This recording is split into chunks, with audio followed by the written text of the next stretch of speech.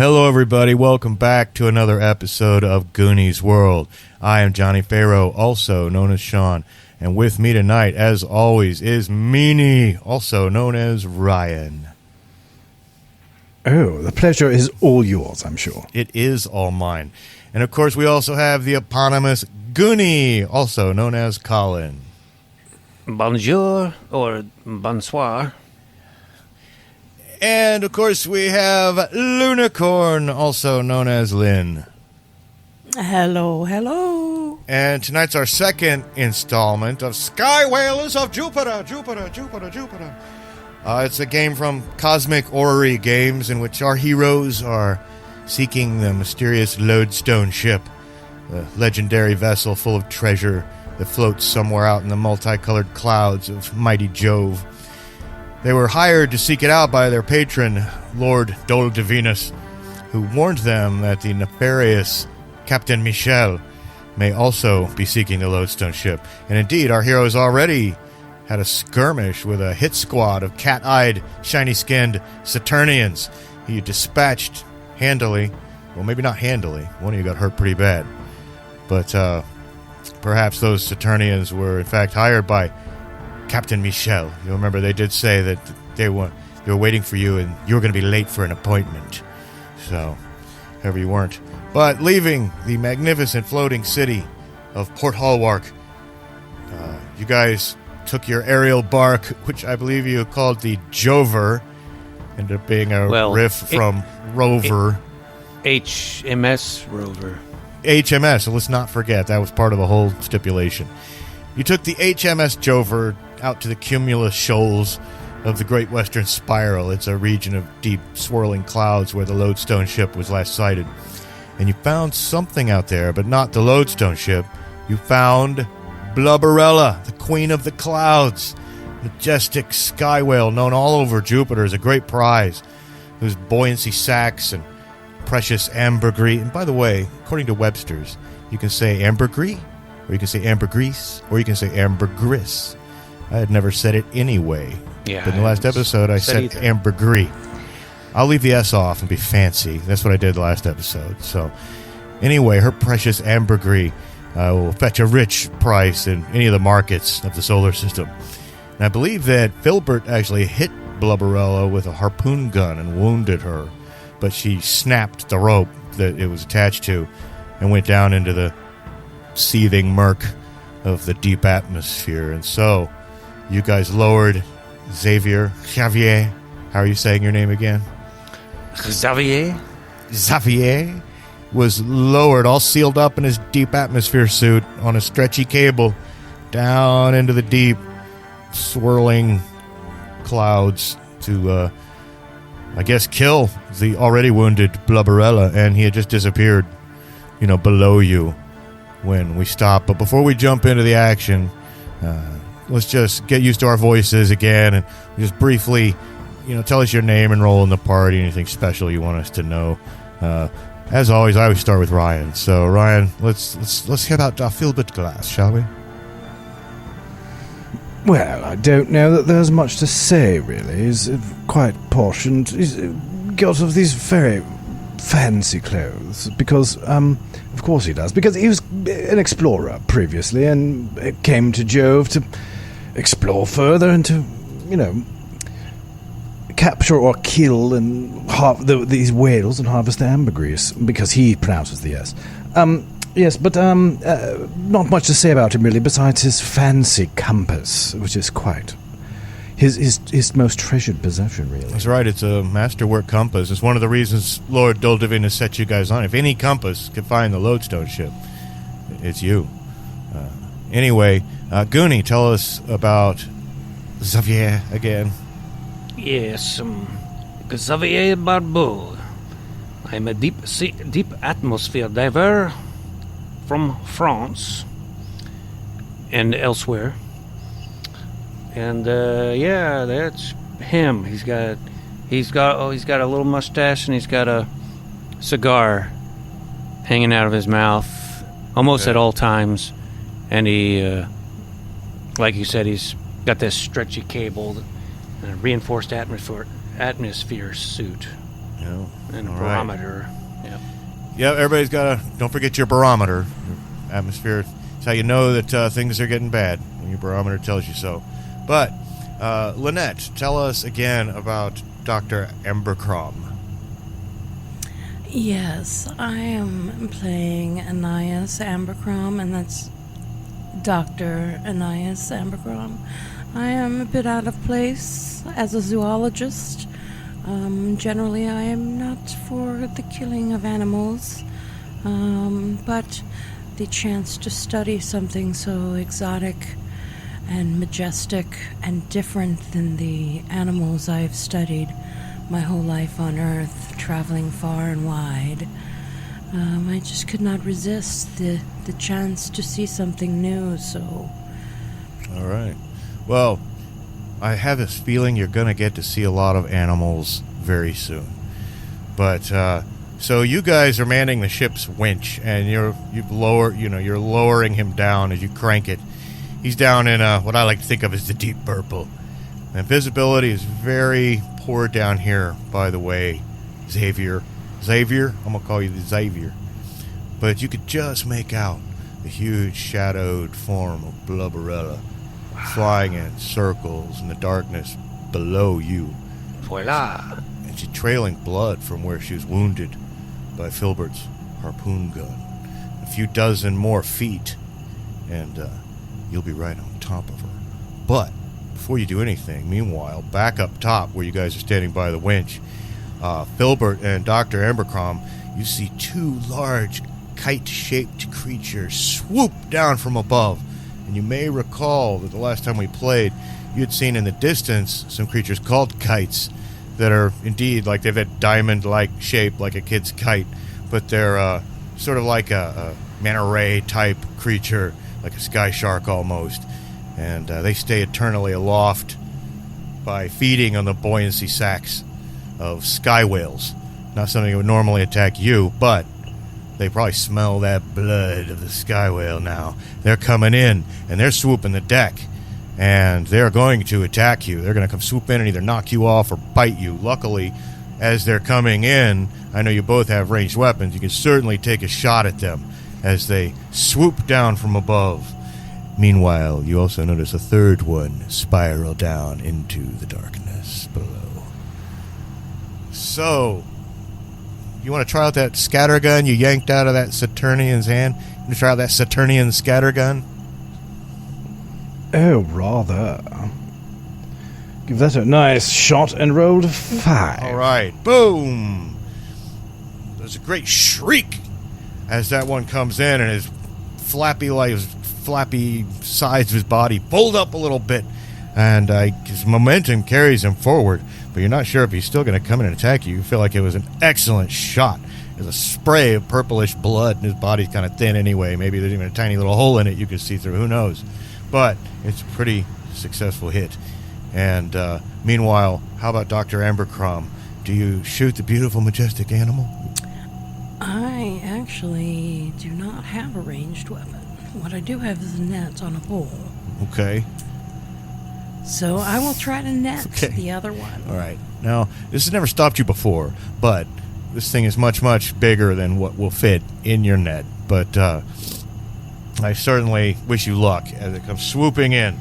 It gets very close to you, and before it attacks, it's going to have to make a nimbleness roll to get out of the way. Its nimbleness is 14, though, because it's a very nimble creature, as you can imagine. And it rolls an 8, and so it's able to easily dodge your swipe of your little butterfly net. And that's its turn, and it then bites you. Luckily, his mouth is kind of little, and does 2 points of damage, though. I think you guys have only 6 guts. We call hit points, we call guts. If you take 2 guts damage, and then the other one who you shot, Philbert, he also gets in close, but again, it's on its last legs. Nevertheless, it does manage to roll a measly 1 point of damage as it takes a bite of you. Now they're like kind of flopping around right by you guys in melee. Anyway, a bat would bother your head, but they're huge. And that's where we're going to leave you guys for a second. And meanwhile, you're hanging on you're unaware of this at first, Xavier, and suddenly the stretchy cable just jerks, and you begin. You feel yourself being dragged forward and kind of away from where Blubberalla is, and you look up, I imagine, right, and you can see the shadowy form. This thing, what's happened is just come in and hit the cable, and it's just pushing it along. So you can imagine the further it pushes it away from the ship, it's just going to keep pulling you up and up and up and up and up, and closer to it. What do you do? What is going on up there? So I'm going further away from Blubberalla. Yeah, and like it's kind of pulling the stretchy cable up closer and closer to it as it pushes it along. It's using his body like a little pulley in a way. Did you say that even though it's not on my character sheet, did I have a harpoon gun when I was lowered down? Well, those are like mounted on the ship. Yeah. Oh. No. Okay, so I just have my knife then. You have your knife. Yeah, I don't know what to do. I mean, you could panic. Yeah. I'm gonna panic, I guess. Okay. Try to, tug on the stretchy cable, like get it twice. Loose? Well, I was gonna, tug on it, how they do, you tug on it. To signal I'm in trouble. Yeah, of course. Yeah, but, this thing has got it on its body, right, pushing, so when you tug on it, it's just going to tug on the creature itself. But it might tug it off or hurt the creature. Yeah. I'll try to tug it off. Okay. Yeah. And it's going to make a strength or a vitality save. These things, they're somewhat insubstantial, and they only have an 8 vitality. Man, this one just rolls a 9. Barely, he's unable to keep you on. You slip right off, and you swing back down. Whoosh, in a great arc, back down towards where Blubberalla is. Now you're more or less right beneath the ship again. But you can see that thing whirling around, getting ready to come back in at you. And meanwhile, back up top, Philbert, what do? You got this thing, it's heavily wounded, but it's waving in your face now, maddened, enraged, frenzied. What do? Well, I suppose there's nothing to do but to shoot it again. And holding the scattergun right up to it, you blam! But for a mere 3, I'm afraid. Well, a mere 3, certainly enough to cause it to have to check for critical damage. And as you know, his vitality is only 8. He's now down to 6. And unfortunately, it actually rolled a natural 20. Unfortunately for it, which is about as bad as it could be. And so it basically explodes. It just shatters little raggy bits of it, and chunks of cartilage are all over you and splattered all over the deck. And with a squeal, it goes out. Meanwhile, you've got your net still, Dr. Ambercrom. This other one, which is completely unwounded, is fluttering around right next to you. What do? It's in your face. Okay, I believe since this is close enough, I'm going to go ahead and try my knife. All right. Get out that big dagger. Stab at the beautiful, majestic creature. Okay, you'll do d6 damage. 2. 2, well, hey, 2 is better than nothing. And then, of course, it immediately attacks both of you. It attacks you. Because Philbert's killed his beastie, and you take 2 points of guts as it takes a nasty bite. And meanwhile, down in the murk, you can see, Xavier, that this other kite is swirling back around to take another dive.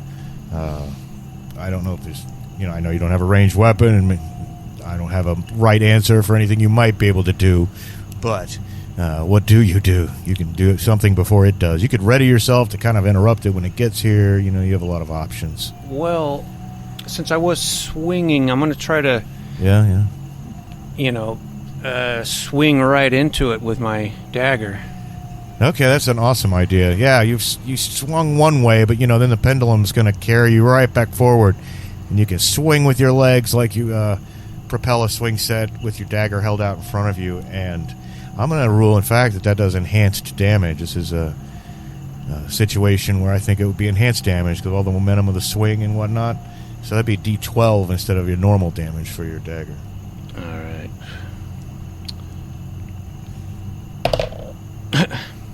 Man, come on. What'd you roll? I did 1 point of damage. Oh, well. That's too bad. I just nicked All right. it. Just nicked it, but you're right over there near it now.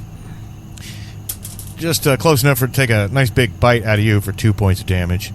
And I'll suck one of those. yeah, okay. But then after it bites you, it leaves you though, and it starts to dive for Blubberalla. I'm just talking about you, Xavier. Meanwhile, up top, there's the one that's left right there.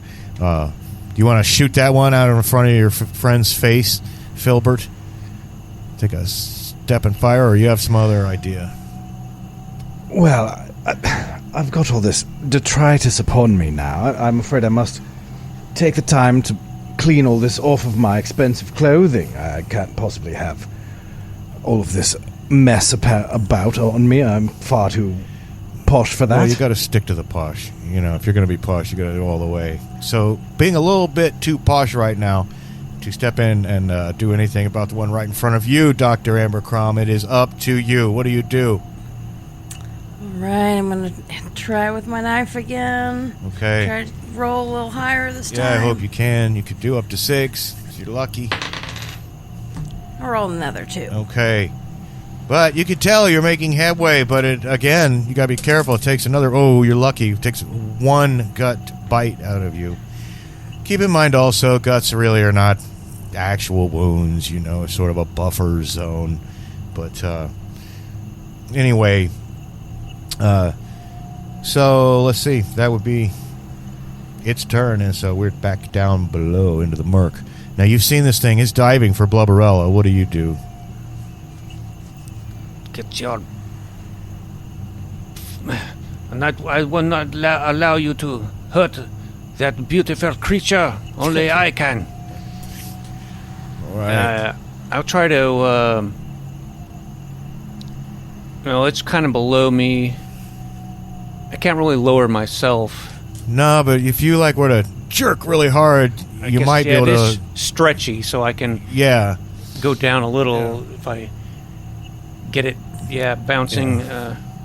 So that's where I'll try to yank on it with my body weight and you yank on it with your body weight, and of course stretch, it'll just come back up, but to actually loosen it from the winch, I don't mean to snap yourself free, but where the winch is stopped in a stop position up there, you could probably yank it so hard that it'll just start running the cable, so able to go down quicker. Otherwise you'll bounce back up like a bungee cable. But I think there's some risk involved in that, so make a vitality save. Alright, and my vitality is down by 2, so I'll have to that's too get bad. 9 or under. And I rolled a 17. Well, you do yank it right out of position. In fact, you guys up top, you see the lever that holds the winch in position just kink, and it's now going just loosening all the cable really fast. And you fall all the way down right on top of Blubberalla. Boom, and you bounce like in a bouncy house up a little bit. Bounce off the blubber. And boom. And, of course, the cable's still attached, so now you're kind of semi-tangled up in it. Not enough to inhibit you, but enough to be awkward and look foolish. But the ray is right here. He's going straight for the ray. The kite is right here. He's going straight for her buoyancy sacs. Her big bulbous buoyancy sacs. What do you do? Well, I want to try to, since I'm on Blubberalla, I will try to maneuver myself to interrupt the kite, get to where it's diving in. Okay, well... And take a swing at it? I think you could do that. I've been on you for a little bit. I'm going to call that your turn, and then we'll get back to you. Meanwhile, up top, we still have one kite to worry about. Of course, you've also both noticed the winch going crazy as Xavier is going down into the murk. I mean, it'll eventually stop. You know what I mean? But so, what do you do, Dr. Ambercrom? It's right there in front of you. You think you've grievously wounded it? Yeah, I'll take another stab and kind of toss over my shoulder. Philbert, do you think you've cleaned yourself off enough that you might help this round? And then I'll stab. Okay. Do your stabby stab. With your rigging. Changed dice and rolled another 2. Well, guess what? Right on a 2. That's all I want to roll tonight. Well, we are going to make a critical damage. When we don't make it, we get an 18. And our kite sails off flies off on the wind, on the Jovian wind. Doesn't fly off, I mean, it's blown off, it's dead. And, well, it's suffered critical damage. It's going to float down eventually into the deep atmosphere where it will be simultaneously crushed and fried like everything else that falls down there. And meanwhile, Philbert, what are you doing in this moment, if anything? Assuming he's sufficiently, cleaned off. He continues to, sort of wipe himself down, and he says, "Well, certainly, you'll see, it could tell that I was coming clean enough to attack, and it has retreated out of fear." Yes, it has. Yes, I'm sure that's exactly what happened. Well, we're going to go ahead and just cut right back down below into the deep atmosphere real quick. Just that's where the most pressing action is. And, you wanted to find a quick way to get over there to be able to interrupt him. That's a big whale after all. But, as I said, it's kind of like a bouncy surface. Maybe you could bounce over and attack him that way. Moon bounce kind of moon bounce my way over there. Across. Yeah. I think there's some risk potentially involved in that. But why don't you make a nimbleness save? All right. Yes, I do. All right. Well, you bounce over and you may stab him with your dagger, your rigging knife. All right. D6. Yes. Hello. 3 damage. 3 damage. And you could tell you're weakening it. It's so weak, but not so weak that I cannot take yet another quick, swift turn towards you to make a counterattack for 2. Take 2 guts loss. And meanwhile, up top, I don't know what anyone could do per se, but if you've thought of anything and want to do something, tell me. If not, I'm going to finish out this situation down here. You might have thought of something I can't think of.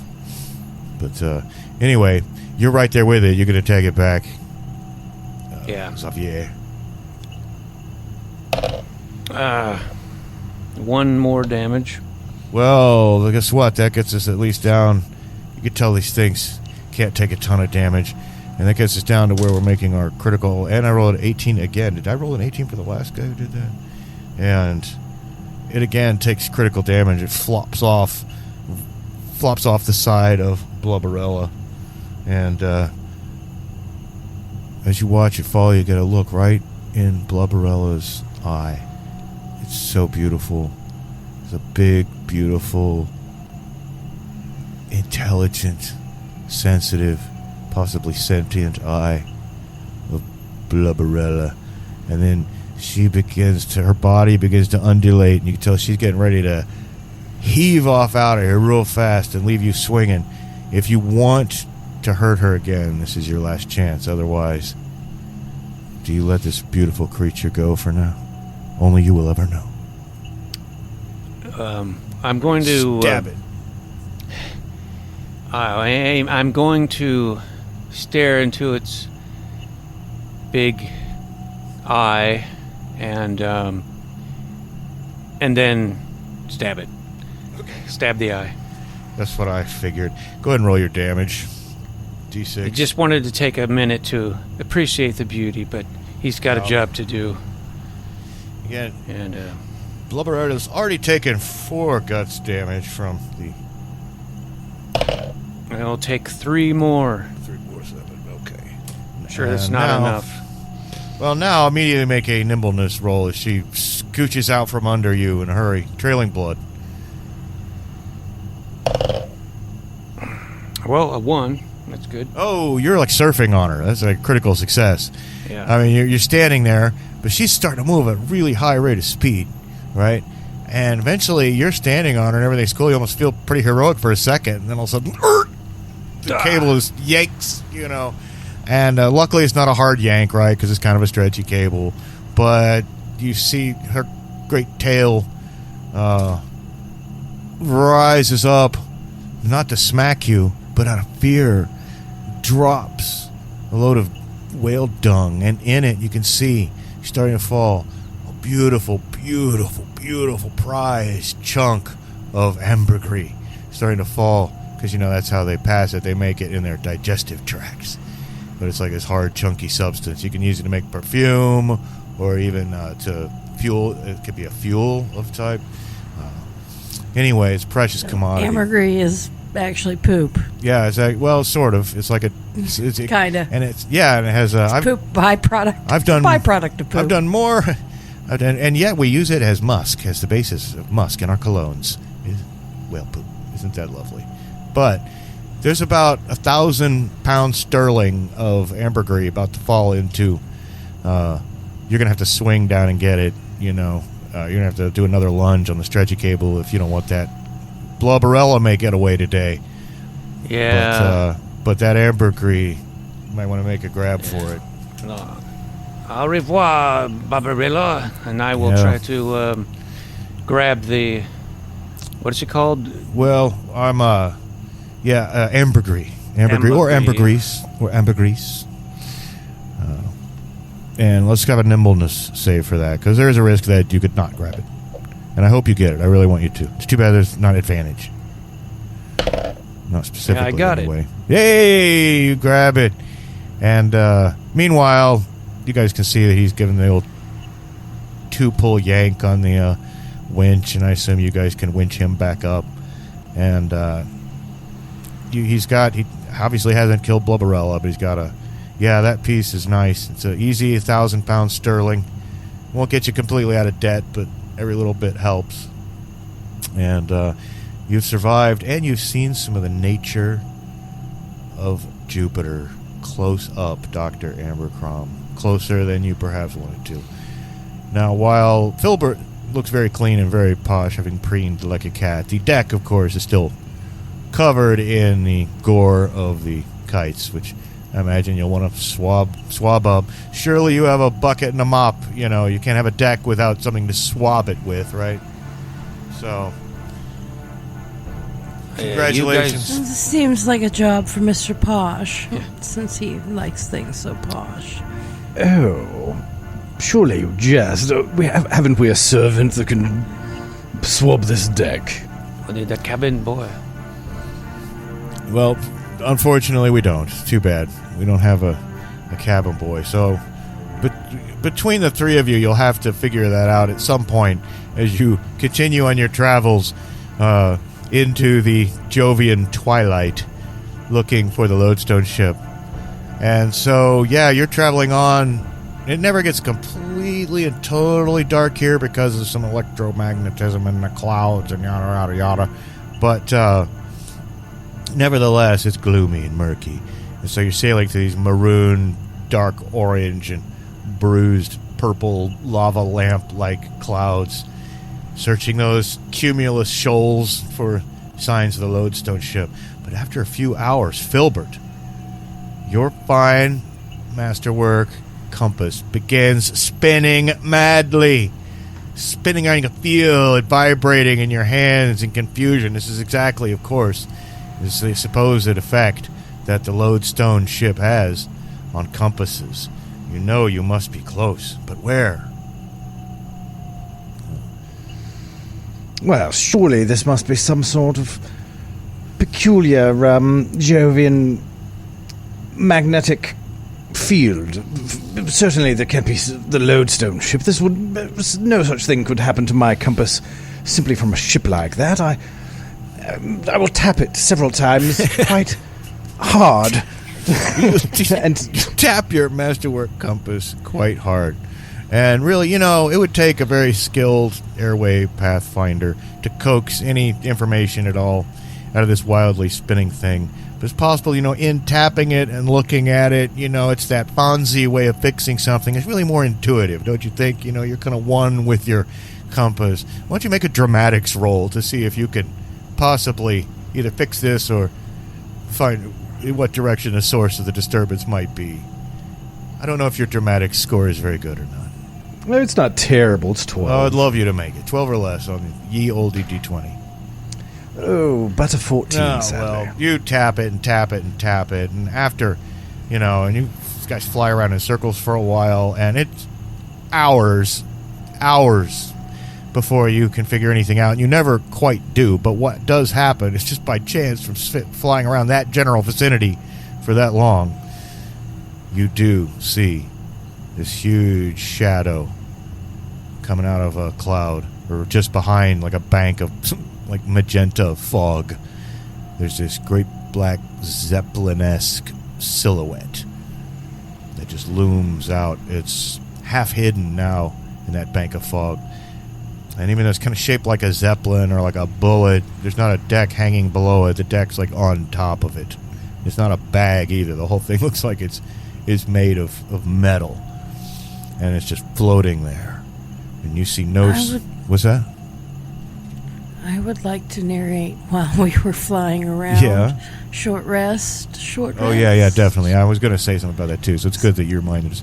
Certainly, it was a restful twilight, and you all got your guts back up to 6. Unfortunately, any ability score loss is still gone until you have a long rest. And I just don't think we have time for that, because it appears that you've certainly found some kind of strange ship. And this must be the Lodestone ship. And you can see no sign of any other ships here, so if indeed this nefarious Captain Michel is also seeking it, he hasn't found it yet. But as you get closer, it does appear that someone has. And there's really a consequence for failing the find it roll, right? Because someone's gotten here first. We are too late. But there are 5 small inner tube-like flotation devices. Each of them has a little, wind-up and spring-release powered fan on it.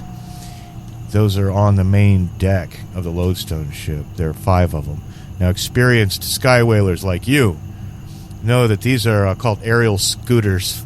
They're a little form of transportation that's usually used by emergency craft, but they're also used by the nomadic salvage monkeys. They're diminutive creatures native to Jupiter's moon Callisto. They've migrated here, and they survive by salvaging old wrecks. They're not really monkeys. That's just what people from Earth call them. They're not, you don't see any of them out on the deck at the moment. So if there are any salvage monkeys, or perhaps shipwreck survivors who just happened to land here, then they must be in the there's a cabin in the forward cabin, and nothing else on the decks at all. So they must be in there or inside the place, looting it, gutting it of treasure, for all you know. What do you guys do? We simply must explore this further. Yes, we must hurry. Must we? I think we must hurry before these scavengers pick it clean. Oh, I don't think this is the Lodestone ship at all. I think it's the way it's sort of masked by these clouds. It's hidden, so to speak. I don't think this is the ship we're looking for at all. And plus, my compass can't identify it. It's spinning all crazy like this. I don't believe that this would be. Well, it did say that was a symptom of the Lodestone ship, but I don't believe it. Not your compass. Your compass could never be so affected. Surely. What's that, Dr. Ambergris? You must trust what your eye sees, not what your compass sees. I agree. What my eyes see are a rather unimpressive ship hidden behind some clouds. I think. This was all just a big setup for me to make a joke about the Hindenburg, which okay. I'm not even going to make it now because I think this just went too long. You are known for your overly long setups to jokes that don't deserve them, and I always enjoy that, but I had to just prematurely ejaculate, ejaculate. Prematurely ejaculate. Nice. Premature ejaculation. Yeah, shot your wad Couldn't go on to that completion. One. No. Well. Anyway, yeah. So, but your guess is this is probably the Lodestone ship, despite your friend's reservations. Yes, and I obviously know that. So yeah, let's. I'll stop being an idiot to set up my stupid joke and let's go. Hindenburg. Into the Hindenburg. Well, you guys will have to come right up aside the deck of this thing. It's much bigger than your ship. Latch onto it and climb over. So you're out on the deck, I assume. And you're looking towards the little cabin that's in the floor of the ship. And then suddenly running out of it come, yes, where you appeared. Not refugees from a shipwreck, but salvage monkeys. They leap out of the forward cabin to attack you. There are 5 of them. They actually look something like the old sea monkey ads in the back of late 70s and 80s comic books. They're pink and these big frilly ears and pot bellies and Philbert-like feet and short little arms that are waggling hysterically.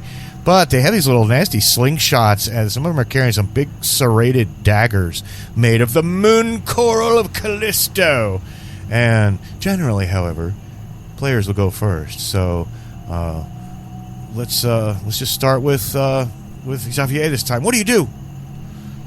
They're at range enough to where you can shoot them, but they're also close enough that you could run up and attack in melee if you wanted.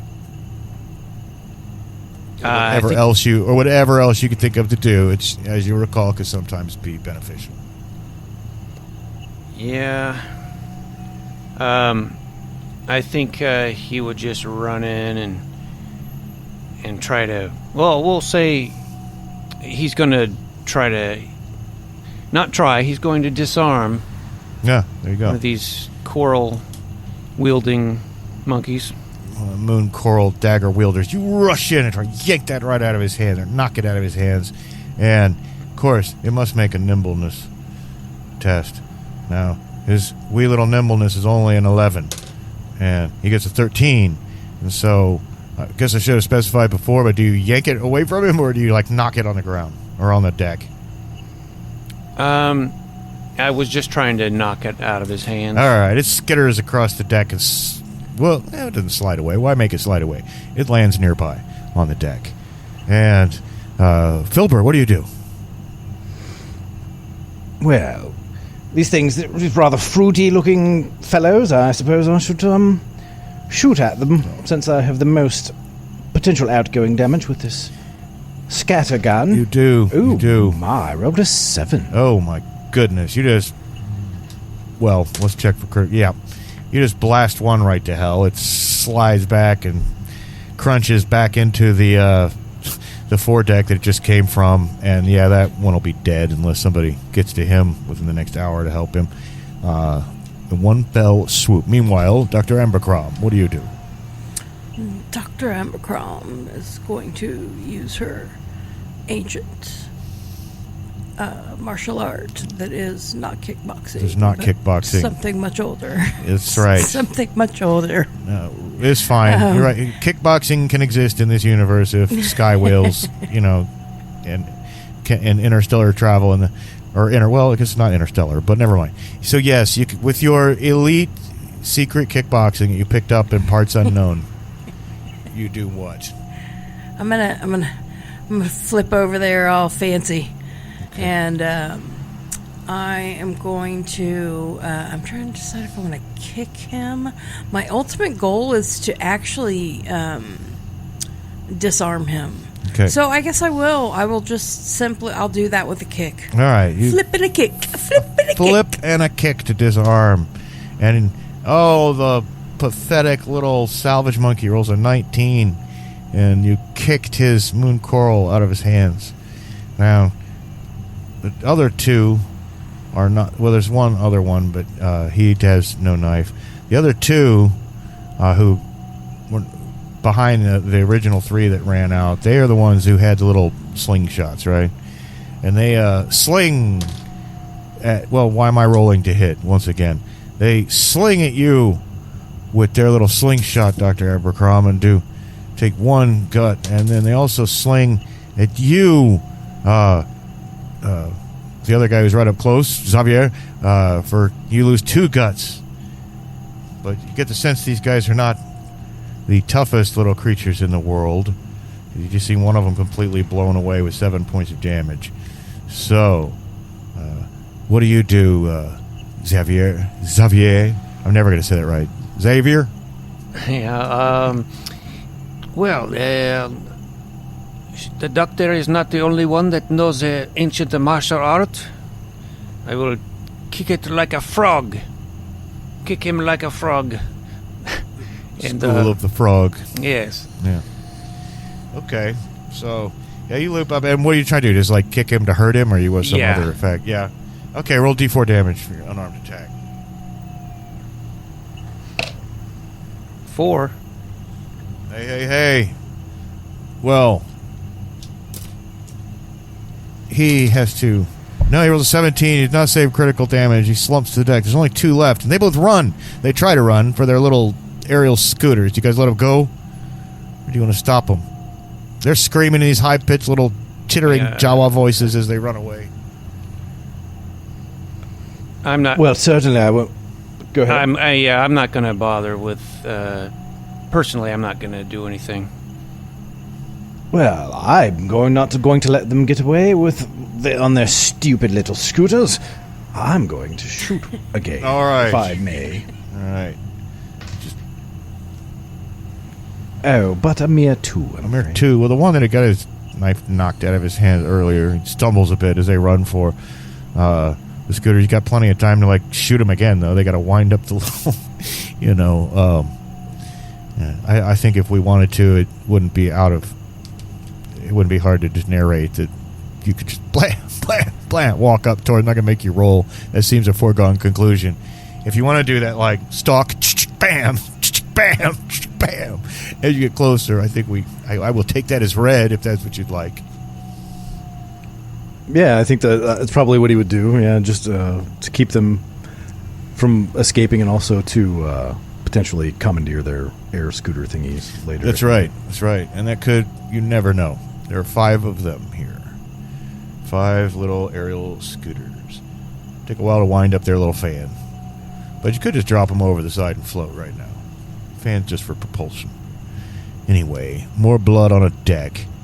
Now you got the Lodestone's nice, weird metal deck all covered in goo. Does the moon coral daggers, do they do more damage than our knives? Okay. No, they have no magical or even like noble weapon type qualities. No, they're just super cool, and they're a curio artifact. Take it back, put it back in your cabinet of curiosities. Might as well take one. You know, for your trophy room, right? Someday you gotta have all the weapons of all the primitive cultures you've messed with. Subjugated. Yeah. Am I able to take one of the slings? Sure. Or are those the... Okay. Sure, those little slings... Take a sling, then. Those little slings just do D4, FYI. Okay. The daggers do D6, but never hurts to have one. All right. And now, if you want to take a few minutes, a little short rest if anyone needs one, take a little swig of water, gather your wits, get your guts back up to 6. Because, there's only one place to go. That's into the Lodestone ship. And it seems like the only way in is that forward cabin. So. Yes. Before we journey into this ship, I'm still not convinced it's the Lodestone ship, but it might be. However, I'm curious about these air scooter devices. They've got these fans that must be wound up, yes? That's correct. Mm-hmm. Would it be possible to wind one up and then sort of wedge it such that it does not immediately just unwind. Oh, yeah, they've got a little clicker on them. Yeah, you can have it just wound up and ready to go. I think that would be most wise. That's a very good precaution. That's quite a good idea. You might as well wind up all 5 of them, because you never know which one will be closest to you if you come running screaming out of this place. True. Okay. So you guys, I assume, go into the forward cabin. And inside that cabin, there's no furnishings or anything in here. It's just a hatch in the floor. It looks like it's half twisted open. Like, it looks like the salvage monkeys hadn't even gotten into it yet. They have not penetrated the interior. Yeah, you interrupted them not that long after they arrived, despite it taking much longer to find than you would have liked. But I assume, hey, you'll open that hatch. It's just screw it open, and inside there's a drop, but it's not one that would hurt, into a room below. And if somebody does not want to go in, wave their hands violently at me. Otherwise, with your little lanterns, I guess you could look down in there first. And there's a very large compartment with a single unadorned chair and a pedestal right in the center. And the walls of the compartment, on 3 of the walls at least, the front and the 2 to the side, even though it kind of tapers to a point, like a bullet, those are transparent from the inside, even though from the outside they look completely opaque. And there's a 4th wall, of course, right below you that leads obviously deeper into the vessel. You're seeing all this from above. Any more details you'd want to hop on down in there, take a look around. So I actually don't know what a mapping kite does, or what it's supposed to be. I don't for. either. It's so evocative. We can be creative with that. And which was kind of my intention, was to bust out the mapping kite and leap down and attempt to fly it like a kite. Well, sure. and so that I can map the interior of this thing that may or may not be the Lodestone ship. Well, you fly around and get a good impression of it. And do you guys want to go in there and join him? Yep. All right. Yep. So he flies around and gets. In fact, you pick up all kinds of details actually that might take a while longer to become apparent, but. There's a door in the middle of that back wall, by the way, sort of behind where this big chair is. But there's nothing else in the room except in flying around, you keep getting different views of that transparent walls that are hard to get from just walking around on the ground for some reason. But because sometimes if you tilt a piece of metal just the right way, you'll get a little rainbow pattern in it, something like that. Something like maybe it's just out of the range of normal vision. But with the aid of that mapping kite, it's quite obvious that there's a pattern superimposed on the glass that's not easily visible. That it's kind of you realize it's like a model of the solar system, only disturbingly, it's all centered to where like the planet Neptune would be the home point. And meanwhile, you guys can see that there's just that big chair in the middle of the room. That's it. Of course, the door. The chair it looks roughly man-sized. It's a type of chair a humanoid body would fit in. But there's one other very important thing over by the door that I didn't mention. I should have mentioned earlier, and it certainly would have been picked up on any mapping or exploration of the room. There's a body in here. It is a shriveled up corpse, kind of back by the door in the shadow behind the big chair. That's why you didn't see it at first. And it is a being whose most of its head seems to consist of kind of a dried up eyeball, but does have his mouth below it, full of little teeth like needles. It's dead. There's a tentacle that's growing out of the top of its head, like a long top knot or ponytail almost, but it's a tentacle. And it's all shriveled up too. And it wears this big ribbed rubbery suit that has a metal collar around it with a broken glass edge along the collar. And indeed, there's some broken glass on the floor around it, as if it was wearing some kind of a bubble helmet, that's broken. And it's lying there, and this corpse grabs a pistol. It's got a streamlined rocket-like shape, and there's like a fin on the top of it. And it looks like nothing so much as Dickie Newton's little laser man gun. But it's still gripped in his cold, dead hand. And those are all the things you see in here. Obviously, the chair is probably pretty interesting. There's a cool gun here, and there's a doorway deeper in. Does anyone know what Neptunians look like?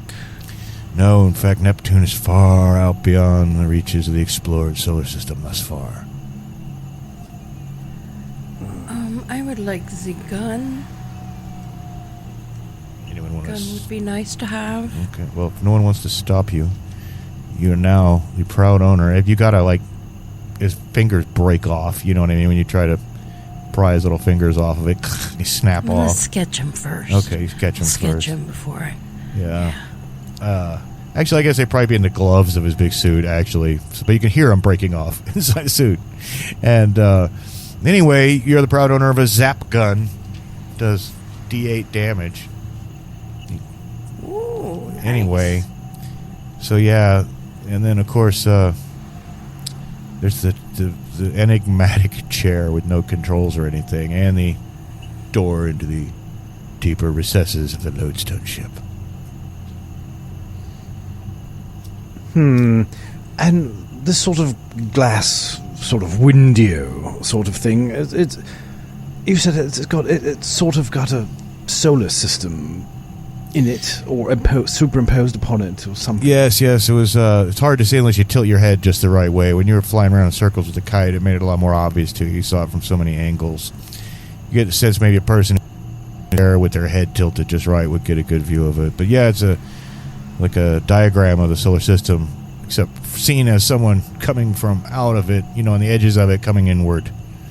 So like the sun, I guess, is at the very top of it. These little concentric circles. And they'd have all the different planets, some of their little moons. But it's obvious that the home point is oriented around the mysterious planet Neptune. Is it interactive? Can we touch the screen? That would have no effect. Okay. Go up and touch it. No, it has no effect on it. I do think you must sit in the chair to activate it, I suppose. Yeah.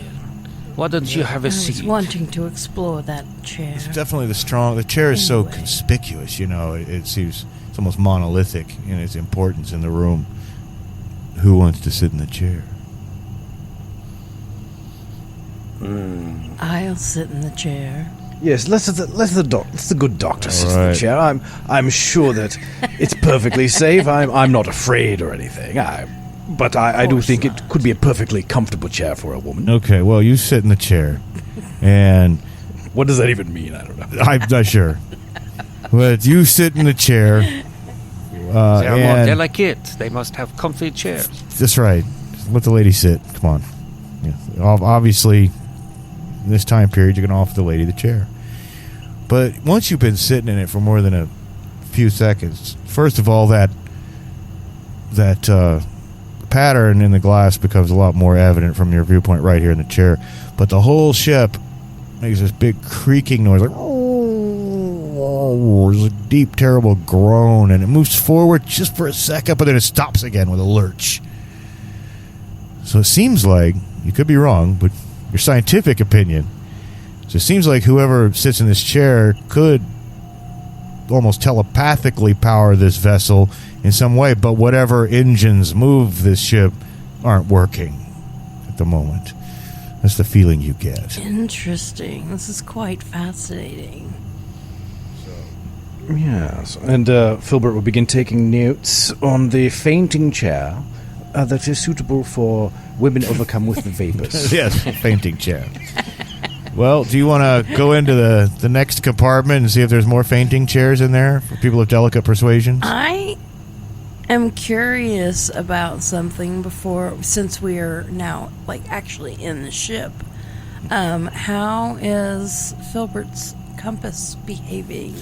That's an interesting question. Now that we're inside. I think now that it's inside, I like the idea of it being calm. It's at the center of the storm, you know. So it's probably something about the metal that ship's made of. It's like an alien metal. You don't recognize what metal it could be.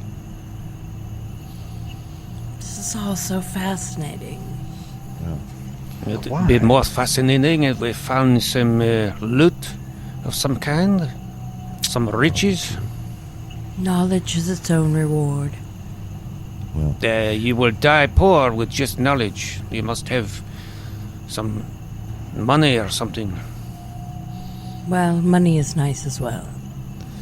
Yeah, I said we explore the other parts of the ship. All right. Let's do so. Indeed. Well, the other door opens easily, and it opens onto what might be like a large storage hold of some kind, except it's almost completely empty. It's a big room. It's got to be like a third of the Lodestone ship. It's almost completely empty, except for three things. There's a large cage in here. It's all locked up. It's not like swung open or anything, but it's empty. It's big. It's like big enough for, I don't know, say like an earthly horse. There's also a crate in here. It's a wooden crate. It doesn't have the same alien vibe, though. In fact, the wood's familiar. It's Saturnian sandalwood. And there's even the ring and circle symbol stenciled into the crate. It's a sign of the grand poobahs of Saturn.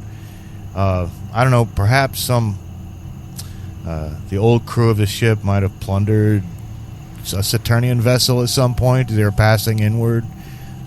Who only knows? There's also a smaller little crate. Yeah, there's also a smaller wooden crate without a stencil on it. So that's what you see in here. And then at the end of this big long room is another door. We'll have to investigate the crates. Well, see what they were hauling. You want to open the big crate with a stencil on it first, or you want to open the little crate with no stencil on it? I want the big crate. All right. Well, you get that out, and you guys open the crate, and inside, there are dozens and dozens of cylinders of Saturnian ivory. That's easily worth at least 5,000 pounds sterling. Voila. Talk about your loot. That's nice. That's half the debt you owe of 10,000 pounds right there. Plus, you'll get 2,000 for bringing this back. You got a 1,000-pound chunk of ambergris.